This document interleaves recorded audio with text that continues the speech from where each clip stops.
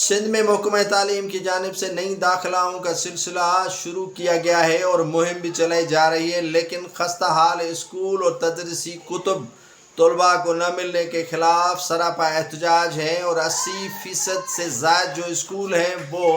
Building سے محروم ہیں، اور طلباء جو ہیں وہ فرش پر تعلیم حصول حاصل کر رہے ہیں۔ اور کافی اسکول جن کی خستہ حالی دیکھ کر اور ان کے جو کافی بلڈنگز ہیں وہ گر جانے کے باعث کافی جو طالب علم ہیں ان کو چوٹیں لگی ہیں، کافی طالب علم زخمی ہوئے ہیں، اور تاحال محکمہ تعلیم کی جانب سے 40 ارب روپے انہیں مہیا کی گئے ہیں کہ اسکول کی تعمیرات کی جائیں، لیکن وہ تاحال تعمیرات نہیں ہو سکی ہے، اور اسکول کے تمام جو محکمہ تعلیم کی جانب سے مفت کتب فراہم کیے جاتے ہیں وہ بھی کتب فراہم نہیں کیے جا چکے ہیں، اور کافی جو اسکول ہیں وہ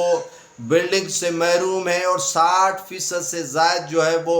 بچے ان اسکولوں سے دور بھاگ رہے ہیں، اور بچے ان اسکولوں میں نہیں جا رہے ہیں۔ جتنی بھی مہم جو ہے وزیر تعلیم سندھ چلا رہے ہیں ان پر کوئی بھی نہ والدین کو اثر پڑ رہا ہے اور نہ ہی طالب علموں کو اثر پڑ رہا ہے۔ کافی اسکول ابھی بھی